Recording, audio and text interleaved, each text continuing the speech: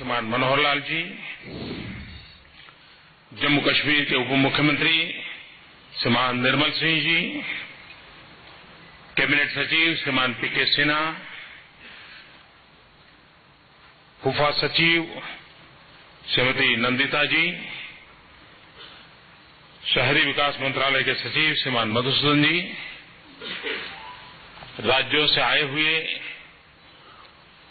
सभी मंत्री महोदय,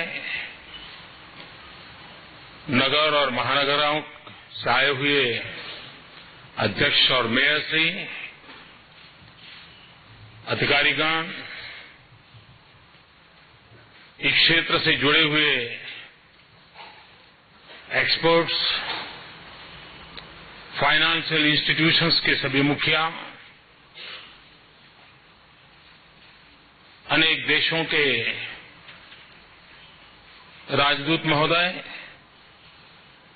और उपस्थित सभी महानुभाव, आज इस एक छत के नीचे शहरी भारत इकट्ठा हुआ है, अर्बन इंडिया। एक प्रकार से इस विज्ञान भवन में वे लोग बैठे हैं जिनके जिम्मे देश के करीब करीब 40% नागरिकों की सुख सुविधा की जिम्मेवारी है।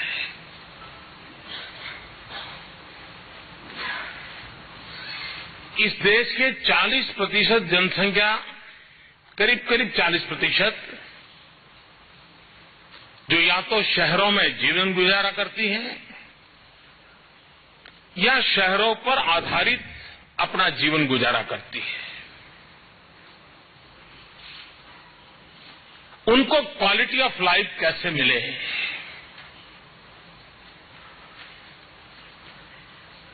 एक सामान्य मानवीय की जो प्राथमिक आवश्यकताएं हैं उसकी पूर्ति कैसे हो, और जब पूरे विश्व का ध्यान भारत की तरफ है तो हम दुनिया जिन ऊंचाइयों पर पहुंची है उसे बराबरी करने की दिशा में और उससे आगे बढ़ने की दिशा में पहल कैसे करें, प्रारंभ कैसे करें और किस दिशा में आगे बढ़े।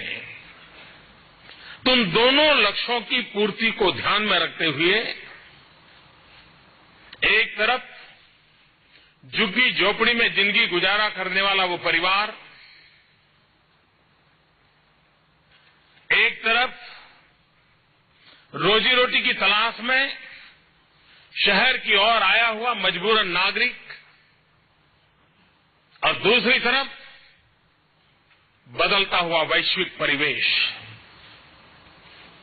दो छोर की स्थिति में से हमें गुजरना है। हम इसलिए निराश होकर के नहीं बैठ सकते कि दुनिया तो बहुत आगे बढ़ चुकी, पता नहीं हम ये हो सकते हैं कि नहीं हो सकते, और हम उदास होकर के नहीं बैठ सकते कि ठीक है भाई, वो अपनी रोजी रोटी के लिए आए हैं, वो अपना खूब कर लेंगे। जी नहीं, हमारे देश के गरीबों को हम उनके नसीब पर नहीं छोड़ सकते हैं। हमारा दायित्व होता है, हमारी जिम्मेवारी होती है, और उस जिम्मेवारियों को निभाने के लिए अगर योजनापूर्वक अगर हम आगे बढ़ते हैं तो परिस्थितियां पलटी जा सकती हैं, स्थितियां सुधारी जा सकती हैं और लक्ष्य को प्राप्त किया जा सकता है। और उस बातों को ध्यान में रखते हुए इस शहरी जीवन में बदलाव लाने के लिए आप सबके साथ 2 दिन विस्तार से विचार विमर्श होने वाला है। यहां पर चुने हुए जनप्रतिनिधि भी हैं और यहां पर शहरी क्षेत्रों का दायित्व संभालने वाले, चाहे नगर पालिका हो या महानगर पालिका हो, उसके सरकारी अधिकारी भी हैं। हम सब मिलकर के आगे बढ़ने का संकल्प करने के लिए आज इकट्ठे हुए हैं। हिंदुस्तान के इतिहास में 25-26 जून कोई भूल नहीं सकता है। 40 साल पहले सत्ता सुख के खातिर देश को आपातकाल के बंधनों में बांध करके जेल खाना बना दिया गया था। देश में संपूर्ण क्रांति का सपना लेकर के चल रहे जयप्रकाश जी नारायण के नेतृत्व में लाखों देशभक्तों को, लोकतंत्र प्रेमियों को जेलों में बंद कर दिया गया था। अखबार पर ताले लग गए थे। रेडियो वही बोलता था जो सरकार बोलती थी। ऐसे दिन थे 40 साल पहले। आज 25 जून को और 26 जून को हम मिलकर के उन सपनों को संजोना चाहते हैं कि जहां पर हर नागरिक इस लोकतांत्रिक व्यवस्था के बीच फूले फले, प्रगति करे, उसको अवसर मिले, उसको सुविधा मिले, उस दिशा में हम काम करने के लिए संकल्पबद्ध हो रहे हैं। और आज मुझे खुशी है कि कल ही हमने कैबिनेट में लोकनायक जयप्रकाश नारायण जी के स्मृति में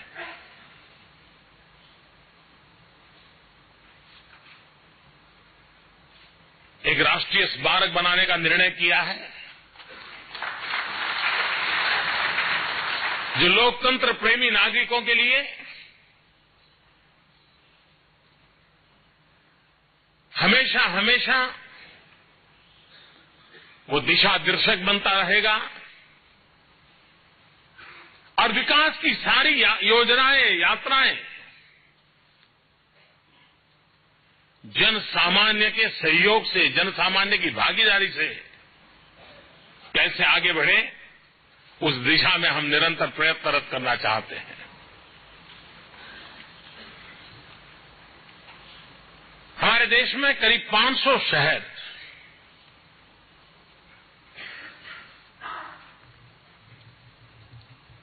ज्यादातर गांव से रोजी रोटी कमाने के लिए लोग आते ही चले जा रहे हैं। बहुत तेजी से हमारा अर्बनाइजेशन हो रहा है। अच्छा होता आज से 25-30 साल पहले हमने अर्बनाइजेशन को एक अपॉर्चुनिटी समझा होता, अर्बनाइजेशन को एक अवसर माना होता। छोटी जगह में थिकली पॉपुलेटेड लोग एक प्रकार से देश की इकोनॉमी के ड्राइविंग फोर्स होते हैं। उस शक्ति को हमने पहचाना होता और हमारे अर्बन ग्रोथ इंजन के रूप में हमारी विकास यात्रा में उसकी भूमिका को हमने जाना होता और उसके प्रकार से उसको ताकत दी होती, तो हम भी आज दुनिया के उन समृद्ध और प्रगतिशील शहरों के बराबरी कर पाए होते। लेकिन देर आए दुरुस्त आए। पहले क्या नहीं हुआ उसका रोना धोना गाते रहेंगे तो बात बननी नहीं है। पुराने अनुभव बहुत बुरे हैं, मैं जानता हूं, और उसी के आधार पर निराश बैठने की भी आवश्यकता नहीं है। अगर स्पष्ट विजन के साथ, लक्ष्य को प्राप्त करने के इरादे के साथ और नागरिक को केंद्र में रखते हुए अगर हम योजनाएं करते हैं, मैं नहीं मानता हूं कि कोई रुकावट आ सकती है। यहां 2 दिन में हमारे सामने कई शहरों के बेस्ट प्रैक्टिसेस के प्रत्यक्ष किए हुए कामों को प्रस्तुत किया जाएगा। अगर हैदराबाद टैक्सेशन सिस्टम में अनप्रेसिडेंटेड ग्रोथ कर सकता है, किसी भी प्रकार के नए टैक्सेस के बजाय भी कलेक्शन में इतना इंप्रूवमेंट कर सकता है, तो और शहर भी कर सकते हैं। अगर कर्नाटक सॉलिड वेस्ट मैनेजमेंट में उसमें से कंपोस्ट की प्रक्रिया के संबंध में अगर आगे बढ़ सकता है, तो और शहर भी बढ़ सकते हैं। ऐसा नहीं है कि कोई ऐसी चीजों की यहां चर्चा होने वाली है कि जो कभी हमने सुना भी नहीं, सोचा भी नहीं। हम उन्हीं चीजों को करना चाहते हैं जो ये देश कर सकता है और किसी ने करके दिखाया है। अब उसको हमने सब मिलकर के आगे बढ़ाना है। आप देखिए, देश का रुतबा बदल सकता है। अब छत्तीसगढ़ जैसा प्रदेश माओवाद के कारण परेशानियों से जूझ रहा प्रदेश, जंगलों की रक्षा करना एक बहुत बड़ा दायित्व वाला प्रदेश, उसने ओपन डिफेक्शन के खिलाफ एक बड़ा आंदोलन खड़ा किया है। और उनकी कोशिश है कि हम छत्तीसगढ़ को ओपन डिफेक्शन से मुक्त कर देंगे। एक लक्ष्य लेकर के अगर नेतृत्व चल पड़ता है तो स्थितियां बदली जा सकती है। छुटपुट बहुत कुछ हो रहा है। इस योजना के तहत उन सारे अनुभवों के आधार पर, यानी कोई हवाई बातें नहीं, उन अनुभवों के आधार पर एक कदम और कैसे आगे बढ़ाया जाए, पहले से कुछ अच्छा कैसे किया जाए, एक जगह पे होता है वो सब जगह पे कैसे हो। कुछ लोग करते हैं, हम मिलकर के सब लोग क्यों न करें, उस भाव को पैदा करने का प्रयास है। भारत जिस तेजी से अर्बनाइज हो रहा है, एक प्रकार से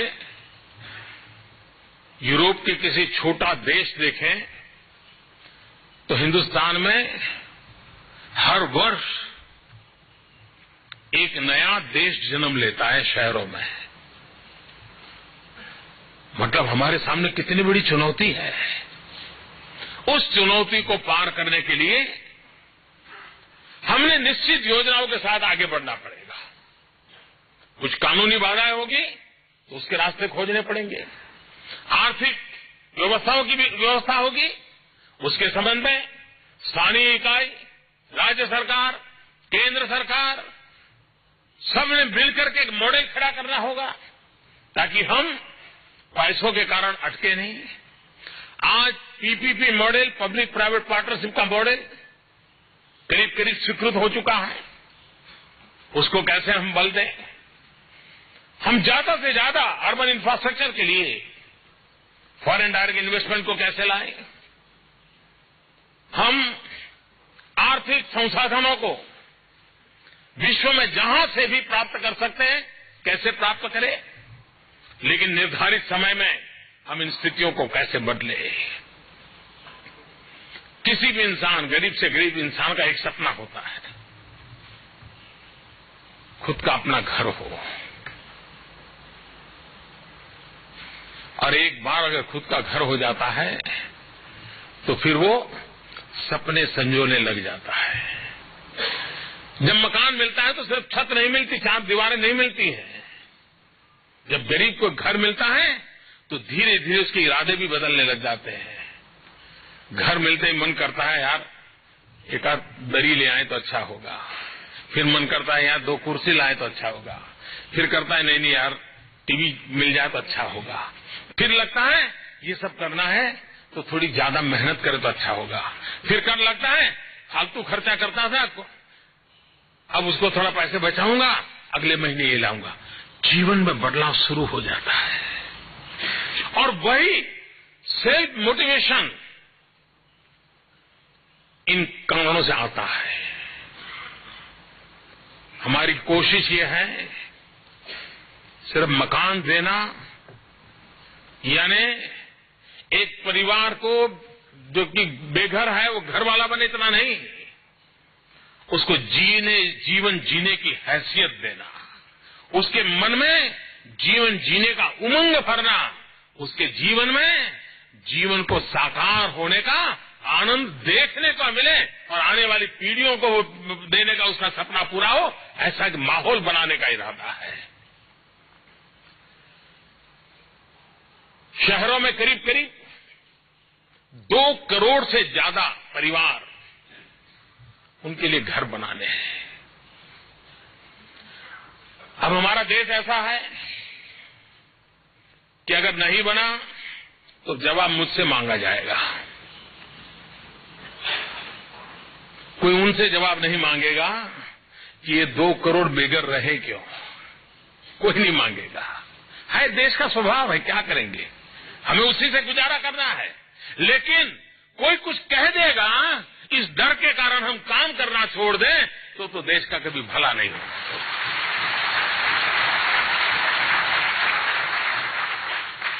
और इसलिए हमारा दायित्व बनता है कि हमारे गरीब परिवारों को घर मिले।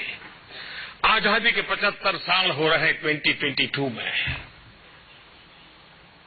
उन आजादी के दीवानों का नाम देते ही हमें रोमांच होता है। भगत सिंह, सुखदेव, राजगुरु को याद करते हैं तो लगता है कैसा बलिदान था। गांधी, सरदार, उनकी विरासत को देखते हैं तो लगता है कितना कष्ट झेला था। उन्होंने जो सपने देखे थे, उन सपनों में क्या ये भी एक सपना नहीं था कि आजाद हिंदुस्तान में हर परिवार के पास अपना एक घर हो। मैं मानता हूं आजादी के 75 साल जब हम मना रहे हैं तब हमारे भीतर एक आवाज उठनी चाहिए कि मेरे देश के अंदर कोई गरीब ऐसा न हो कि जिसको फुटपाथ पर या झुग्गी झोपड़ी में जिंदगी गुजारने के लिए मजबूर रहना पड़े। यह हम बदलेंगे, यह हमारा दायित्व है। और एक बार इस मिजाज को लेकर के यहां से निकलेंगे तो रास्ते अपने आप मिल जाएंगे। आज शहरों का विकास कैसे हो रहा है, आप किसी भी शहर में जाकर के पूछिए, बहुत कम शहर ऐसे मिलेंगे कि जहां पर 5 साल के बाद शहर कैसा होगा उसका कोई खाका कागज पे मिलेगा। 10 साल के बाद कैसा शहर होगा उसका खाका कागज पे मिलेगा नहीं। जो प्राइवेट प्रॉपर्टी डेवलपर है उनको तो पता होता है कि शहर इतना बढ़ेगा, इस दिशा में बढ़ेगा, फिर वो वहां जमीन ले लेगा, योजनाएं डाल देगा, मकान तो खड़े कर देगा, लेकिन जिंदगी जीने योग्य व्यवस्थाएं पहुंचती नहीं है। न रोड बनता है, न बिजली पहुंचती है, न ड्रेनेज की व्यवस्था होती है। और लोग आते हैं, पैसे देकर के मकान भी लेते हैं, बाकी व्यवस्थाएं होती नहीं। क्यों? क्योंकि शहर के नेतृत्व ने शहर नहीं बनाया, कुछ प्रॉपर्टी डीलर ने शहर को बढ़ाया है। ये जो मिसमैच है उस मिसमैच को बदलना है। शहर कैसा बढ़ेगा, कब जाएगा, कहां, किस रास्ते आगे बढ़ेगा, वेस्ट में बढ़ेगा कि ईस्ट में बढ़ेगा, समाज के छोटे से छोटे व्यक्ति के लिए भी उसमें क्या जगह होगी, ये प्लान जब तक शहर का नेतृत्व दीर्घ दृष्टि के साथ नहीं करता है ये स्थिति बनी रहेगी। हम इस अमृत योजना के माध्यम से ये एक बदलाव चाहते हैं कि शहर खुद अपना सोचने लगे, शहर अपनी योजनाएं बनाने लगे और कहां जाना, कैसे जाना, उसका फैसला शहर करे। जरूरत के आधार पर वो चलता जाए, बढ़ता जाए और बाद में व्यवस्था विकसित कर रिकॉर्ड के इन्वॉल्वमेंट आ जाता है, एंक्रोचमेंट आ जाता है, रोड नहीं होता है, ट्रैफिक की समस्या आती है, पानी नहीं, बिजली नहीं, सारी समस्याएं हम झेलते रहते हैं। और ये हर शहर के अगल बगल में आपको दिखेगा कि किसी ने उसको बना दिया और बाद में वो शहर को गोद लेना पड़ता है और वो बहुत तकलीफ वाला होता है। हमने इसकी योजना क्यों न करनी चाहिए। हमारे देश में शहरों के विकास के लिए एक तरफ हम स्वच्छ भारत की बात लेकर के जब आए मैं मानता हूं कि सरकार से लोग 2 कदम आगे हैं स्वच्छ भारत के काम में। कहीं सरकार कम नजर आती है, लोग ज्यादा नजर आते हैं। मैं विशेष रूप से मीडिया का आभारी हूं। मैं देख रहा हूं, वरना मुझे याद है कि मैं 15 अगस्त को जब स्वच्छ भारत की बात करके निकला तो मुझे डर लगता था, ये रोज मेरे बाल नोच लेंगे कि यहां कूड़ा है, यहां कचरा है, दिखना है, फलाना। लेकिन मैं आज उन सबको सलाम करता हूं जिन्होंने ऐसा नहीं किया। उन्होंने नागरिकों को ट्रेन करने का काम उठाया और सभी मीडिया के लोग कर रहे हैं, अपने अपने तरीके से कर रहे हैं। लोगों को समझा रहे कि क्यों कूड़ा यहां पर ये है, तुम यहां क्यों फेंकते नहीं हो। मैं समझता हूं जब इतिहास लिखा जाएगा, मीडिया के स्वच्छ भारत के अभियान का जो नेतृत्व आज मीडिया कर रहा है, देश में बदलाव लाने का वो कारण बनेगा। मैं देख रहा हूं, बदला जा सकता है ये। और आज हमारे यहां solid waste management, waste water treatment, हमारा विकास ऐसा नहीं हो सकता कि जो शहर और गांव के बीच में संघर्ष पैदा करे। हमारा विकास ऐसा होना चाहिए जो शहर और गांव एक दूसरे को पूरक होना चाहिए। अगर शहर को पानी चाहिए, गांव वालों को पानी मिले या न मिले, हम तो ये पानी शहर को देना ही पड़ेगा। और पीने का पानी एक बात ऐसी होती है कि जब मानवता का विषय होता है तो कोई बोल भी नहीं पाता। क्या इसके उपाय नहीं है? क्यों न हम वेस्ट वाटर ट्रीटमेंट करें और वो पानी गांवों को खेतों में वापस करें, तो कभी किसान भी परेशान नहीं होगा, गांव भी परेशान नहीं होगा, और शहर को पीने का पानी चाहिए, उसकी उपलब्धि की कोई तकलीफ नहीं होगी। हम ये चिंता क्यों न करें? हम सॉलिड वेस्ट मैनेजमेंट करके कंपोस्ट बनाने के पीछे, ऑर्गेनिक फर्टिलाइजर तैयार करने की दिशा में क्यों काम न करें? और वही फर्टिलाइजर हम नजदीक के गांवों को दें। हमने देखा होगा कि बड़े शहर के आसपास के 30-40 किलोमीटर के जो गांव होते हैं, वो ज्यादातर सब्जी की खेती करते हैं, ज्यादातर, क्योंकि उनको तुरंत सुबह सुबह मार्केट मिल जाता है। शहर में उनका डेली आधार पर चलता है बाजार। अगर हम ये ऑर्गेनिक फर्टिलाइजर, कंपोस्ट फर्टिलाइजर, जो शहरों के कूड़े कचरे हम बनाते हैं, वो अगर हम गांव में दे दें तो जो सब्जी मिलेगी ऑर्गेनिक सब्जी मिलेगी। अगर हमारा ये इनपुट कॉस्ट कम होगा तो सब्जी भी सस्ती आएगी। सब्जी सस्ती आएगी तो गरीब आदमी भी 100 ग्राम सब्जी खाता है तो 200 ग्राम खाएगा, और सब्जी ज्यादा खाएगा तो न्यूट्रिशन के प्रॉब्लम सॉल्व हो गए, हेल्थ के प्रॉब्लम सॉल्व हो गए। अल्टीमेटली बजट के बर्डन कम होते जाएंगे, सुविधाएं बढ़ती जाएगी। लेकिन हम अगर ये सोच करके काम करें तो ये काम बढ़ सकता है। और इसलिए हमारे शहरों का विकास का मॉडल, और इसलिए जो अमृत योजना है, इसमें इन बातों पर बल दिया गया है कि हम इन बातों को कैसे करें। प्लान बे में आगे बढ़े, गरीबों को घर मिले, सामान्य मानवी को जीवन की सुविधाएं मिले। जो स्मार्ट सिटी का कंसेप्ट है, उन स्मार्ट सिटी जो बनेगी, ये पहली बार स्मार्ट सिटी की योजना ऐसी है कि जिसमें शहरों का निर्णय भारत सरकार नहीं करेगी।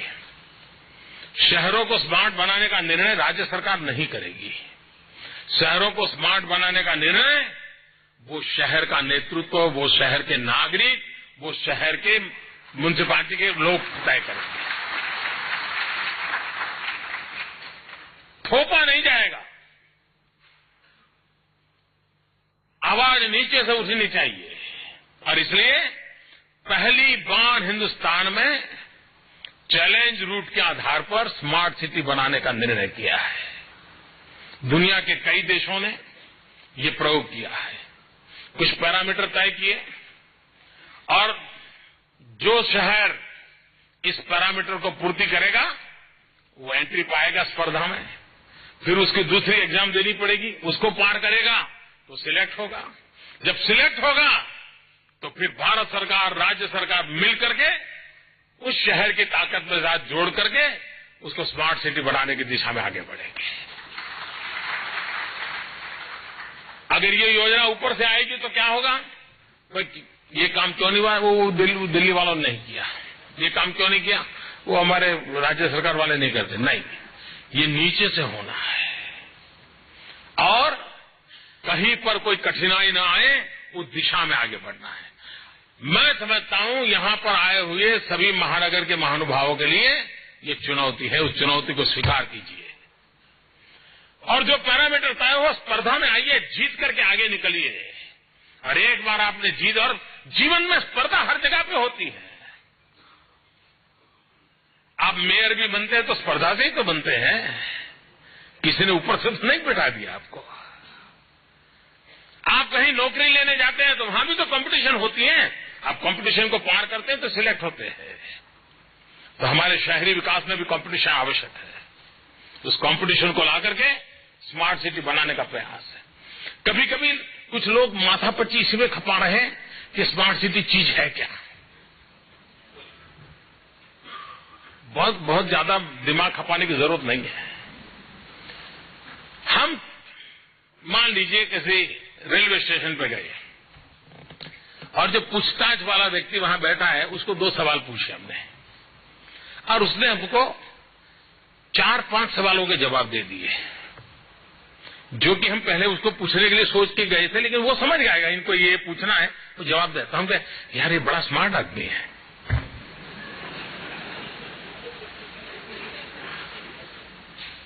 मेरी आवश्यकता से भी वो एक कदम आगे हैं। मेरे हिसाब से यही स्मार्ट सिटी है कि नागरिकों की जो आवश्यकता है उससे 2 कदम आगे चले।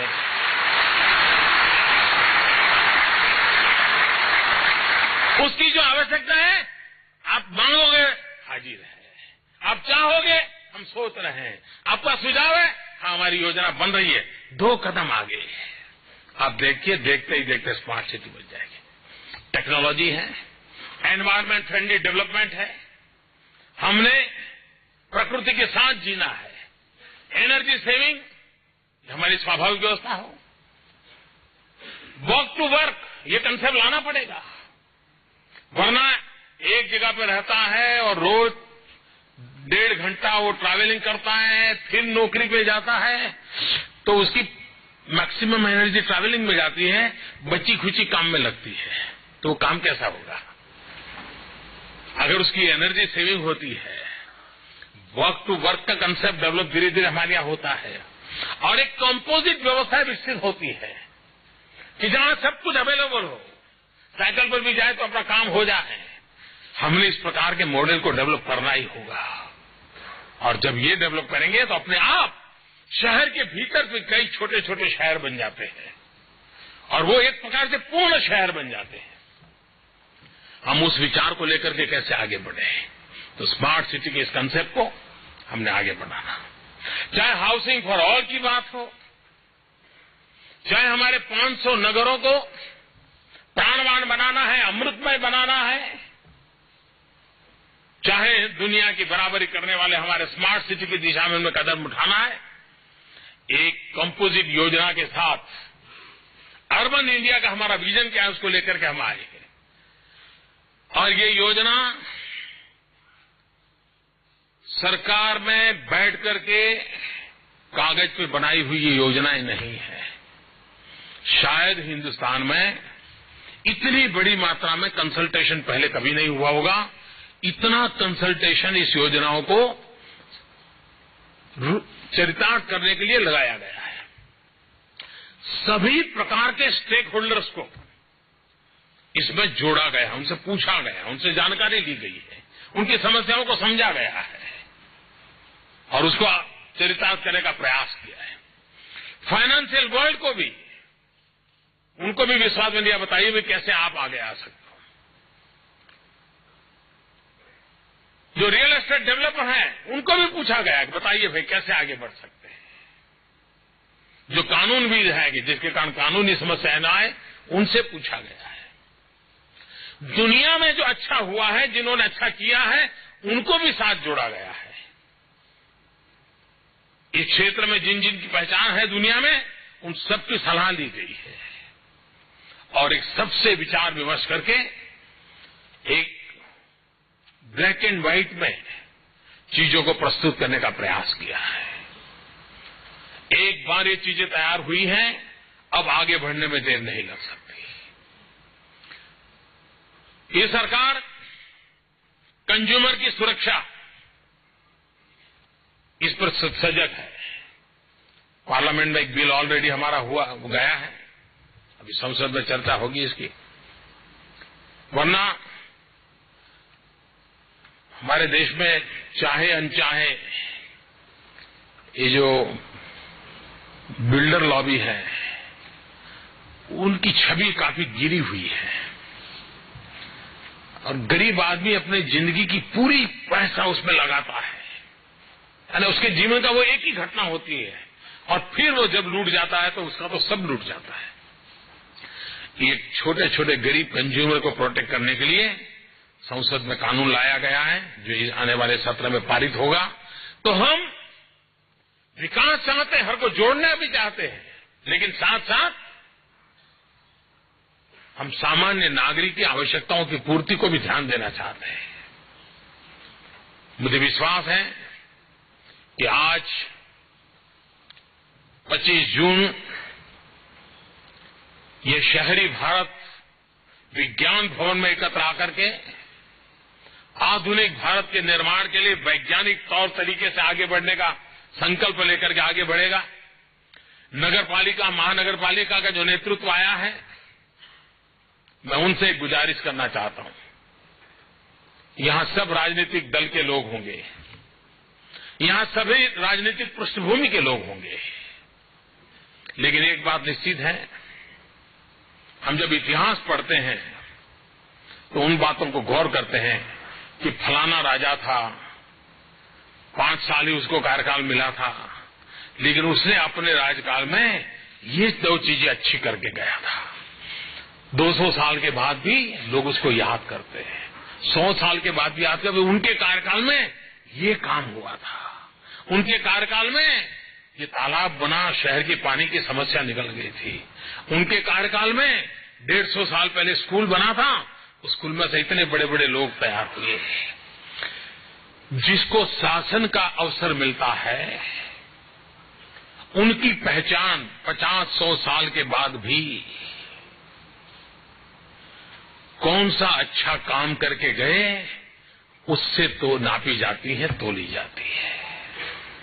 मैं उन नगरपालिका के अध्यक्षों से कहना चाहता हूं, उन महानगरपालिका के अध्यक्षों को कहना चाहता हूं, कल्पना कीजिए आप 80 साल की उम्र के होंगे, आपका पोता उंगली पकड़ करके आपके साथ चलता होगा, तब आपके दिल में इच्छा क्या होगी? जरा कल्पना कीजिए।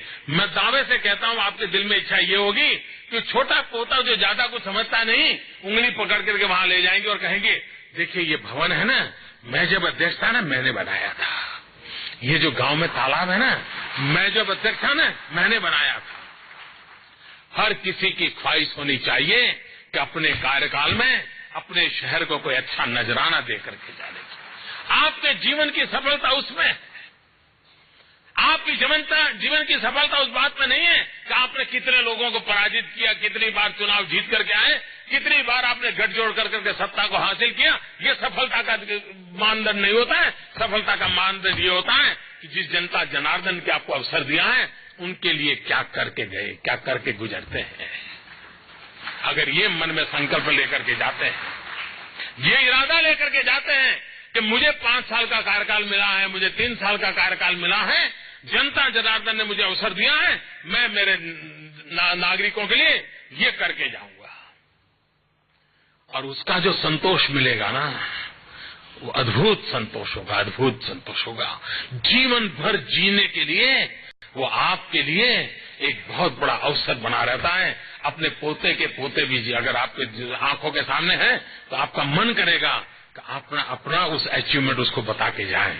ये आपका सपना रहता है, आपके दिल में भी वो सपने जगे, आप भी कुछ करने के लिए संकल्प हो, अथाक प्रयत्न करके अपने शहर के जीवन में बदलाव लाएं, वहां के सामान्य से सामान्य नागरिक के जीवन में बदलाव लाएं। इस शुभकामनाओं के साथ मैं आज के इस अवसर पर विभाग के सभी लोगों को बहुत बहुत शुभकामनाएं देता हूं, ताकि देश के